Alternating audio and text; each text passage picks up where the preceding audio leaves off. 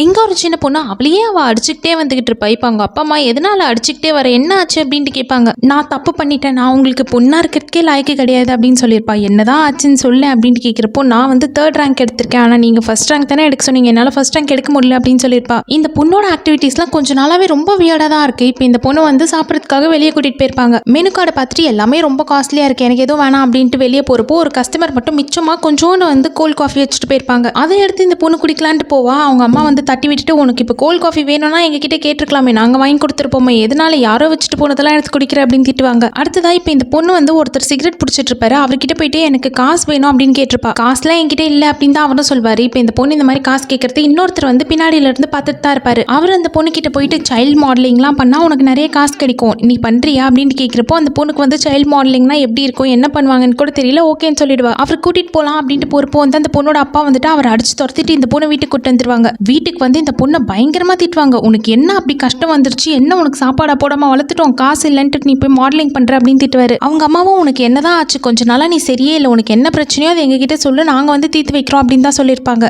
என்ன ஆச்சுன்ட்டு இப்போ இந்த பொண்ணு கிட்ட கேட்கிறப்ப தான் தெரிய வரும். இப்போ இந்த பொண்ணோட பர்த்டேக்கு வந்து ஒரு பெரிய கேக் வாங்கியிருக்க மாட்டாங்க, குட்டி பீஸ் கேக் மட்டும் தான் வாங்கியிருப்பாங்க. அந்த பொண்ணு கிட்ட எங்ககிட்ட காசு ரொம்ப கம்மியா தான் இருக்கு, எங்களால இவ்வளவுதான் வாங்க முடியும், நீ தான் நல்லா படிச்சு ஃபர்ஸ்ட் ரேங்க்லாம் எடுத்து வேலைக்கு போயிட்டு சம்பாதிச்சு எங்களை பாத்துக்கணும் அப்படின்னு சொல்லியிருப்பாங்க. ஒவ்வொரு சின்ன பொருள் கேட்டாலும் வந்து காசு இல்லை காசு இல்லை இதையே சொல்லிக்கிட்டு இருப்பாங்க. வீட்டு கஷ்டம் தான் இல்லைன்னுலாம் ஒத்துக்க முடியாது, ஆனா அந்த வீட்டில் இருக்க கஷ்டத்தை மட்டுமே அந்த பொண்ணுக்கு சொல்லி கொடுத்துட்டே இருந்தாங்க. அதனால இப்போ இந்த பொண்ணுக்கு வந்து சாதாரணமா மற்ற பசங்களுக்கு இருக்கிற மாதிரி ஒரு ஆசையே இல்லாம போயிடுச்சு. அதாவது மற்ற குழந்தைங்களுக்கு ஏதாச்சும் ஒரு பேக்கை பார்த்தா வாங்கணும்னு தோணும், ஆனா இந்த குழந்தைக்கு மட்டும் அதை பார்த்தா வாங்கணும்னே தோணல. நம்ம கிட்ட காசு இல்லையே அப்படின்ட்டு தான் இருக்கு. இத்தனைக்கும் அவங்க ரொம்ப கஷ்டப்படுற ஃபேமிலிலாம் கூட கிடையாது. குழந்தைக்கு சின்ன வயசுலயே கஷ்டத்தை சொல்லி கொடுத்து வளர்க்கணும் அப்படின்றதுக்காக தான் இப்பெல்லாம் வந்து சொல்லி கொடுத்துருப்பாங்க. ஆனா அதை தப்புன்னு சொல்ல முடியாது, ஆனா கஷ்டத்தை மட்டுமே சொல்லி கொடுத்து வளர்த்ததுனால இப்போ இந்த குழந்தைக்கு வந்து சாதாரணமா ஒரு பொருள் வாங்க கூட மனசு வர மாட்டேங்குது. அப்பா அம்மா கஷ்டப்படுவாங்களே, அவங்களோட கஷ்டத்தை நம்ம தீக்கணுமே அப்படின்ட்டு இந்த பொண்ணு போயிட்டு காசு சம்பாதிக்கணும்ட்டு யார்கிட்டயோ போய் மாட்டிக்கிட்டு இருந்திருப்பா. கஷ்டத்தை சொல்லி கொடுத்து வளர்க்கறது தான், ஆனா நம்ம கொஞ்சம் ஓவரா தான் சொல்லி கொடுத்துட்டோம் போல இருக்கு அப்படின்ட்டே அவங்க அப்பா அம்மாக்கு அப்பதான் புரியும்.